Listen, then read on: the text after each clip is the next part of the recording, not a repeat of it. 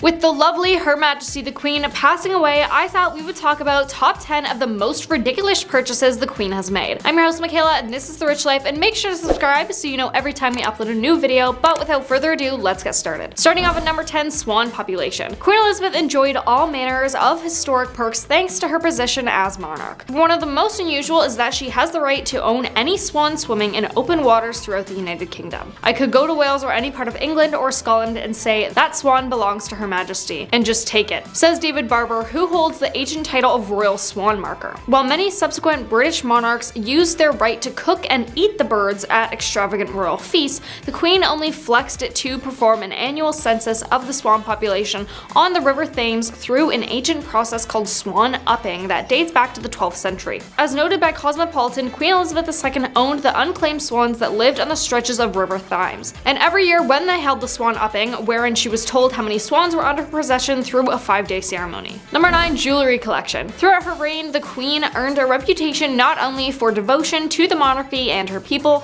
but also as one of the best dressed women of her time. None of the Queen's looks were complete without her jewelry, from gems passed down from queen to queen through the centuries to recently acquired jewels. In the daytime, she was almost never seen without a pearl necklace, glittering brooch, and pearl earrings. For formal evening events, a necklace or tiara were pulled out from the vault. Despite having access to a vast number of jewels, the Queen viewed them casually as being part of her uniform. Her sister, Princess Margaret, once marveled that Her Majesty was the only woman she knew who could put on her own tiara while walking down the stairs to attend an event. One of the most important jewels in the royal collection, the Queen's diamond diadem, featured on the two covers of British Vogue's April 2022 issue. The first was the 1957 portrait of the Queen wearing the crown, estimated to be around $12 million, and the second captured Anna Taylor-Joy wearing a replica. According to Vanity Fair, her jewelry collection is called the Windsor Collection and has been passed down for generations. Her most famous jewels include the sovereign scepter and orb used for her coronation. She also owned the Russian Kokoshnik tiara, Queen Mother's leaf brooch, Queen Victoria's diamond stud earrings, and Marie racehorses. The Queen has had a fascination for horses from an early age since she was gifted a pony on her 4th birthday by King George V. After becoming the Queen, she inherited the royal stud of Sandringham from her father, as reported by BBC. The Queen had taken a personal interest while preparing the horses for racing and earned roughly $9 million each year through the tournaments. When the Queen wasn't cruising in a bottle green luxurious Jaguar, she was with her horses.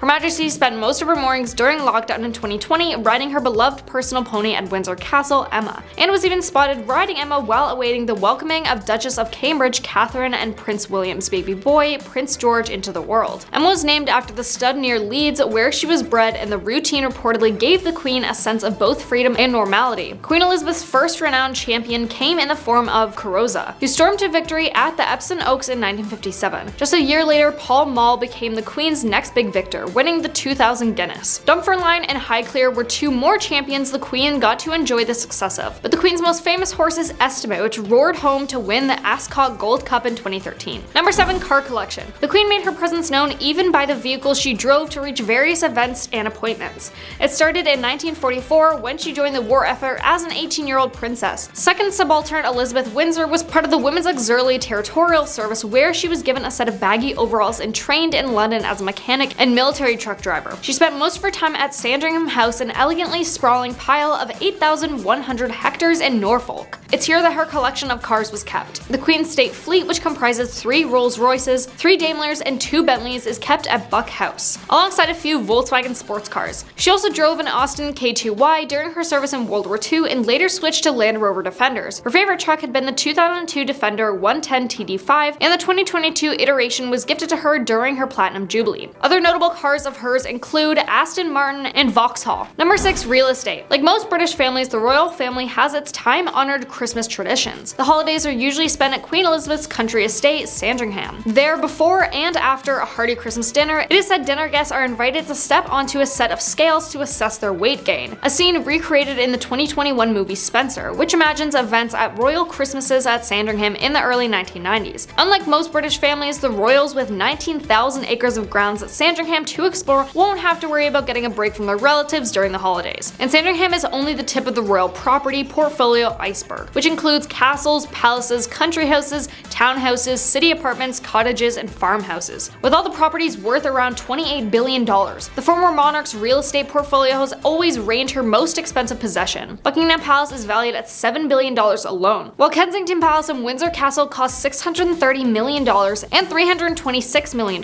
The land of the Duchy of Lancaster is a popular tourist spot and makes $24 million yearly in profits. Halfway at number 5, art collection. The Queen's Gallery at Buckingham Palace is filled with priceless art, which makes it the largest privately owned collection. The Queen's art consists of 7,000 paintings, 500,000 prints, and 30,000 drawings from some of the world's most famous and brilliant artists. She has over 50 paintings by Canaletto, a handful of beautiful Rembrandts, and more than 30 drawings by Mona Lisa and Leonardo da Vinci. The collection was started by King Charles I back in the 17th century. Before his passing in 1649, King Charles I had managed to assemble the most spectacular art collection that any monarch has ever gathered. The Queen has had a hand in some of the most recent additions to her collection, including some more contemporary works from the likes of Andy Warhol and Sir Anish Kapoor, and in total it's worth around $10 billion. Number 4, all the dolphins in the United Kingdom. Much like the swans, the Queen's got a solid claim on many of the country's aquatic creatures. A statute from 1324, which originated during the reign of King Edward II, stated that the king shall have wreck of the sea throughout the realm, whales and sturgeons taken in the sea or elsewhere within the realm, except in certain places privileged by the king. The law still stands today and covers not just whales and sturgeons, but dolphins and porpoises too, when they are captured within 3 miles of the UK. Until recently, the Crown also laid claim to the bulk of Scotland's wild circumstances.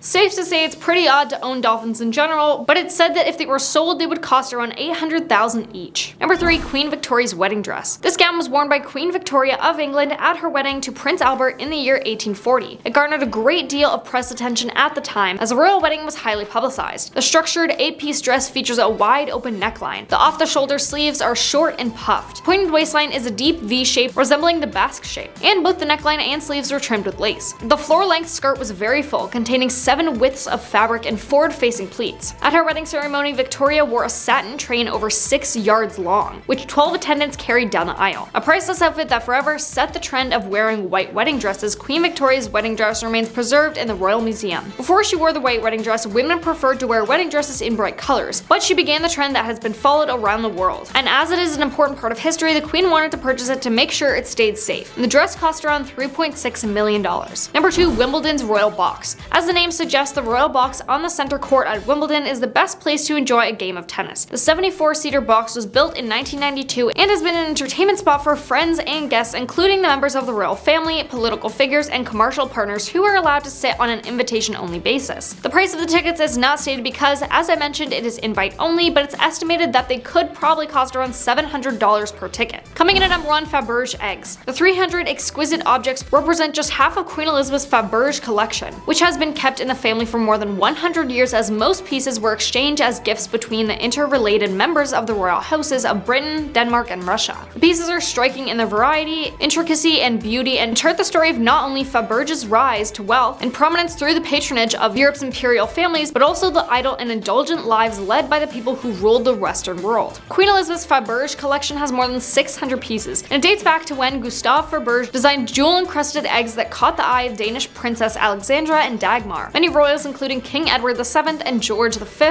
had commissioned intricate pieces. Her Majesty owned precious eggs in different designs displayed for the British public in 2003. An estimated price of them is around $15 million. And that was the top 10 most ridiculous purchases the Queen has made. Make sure to comment below what you thought about this video, and we will see you next time.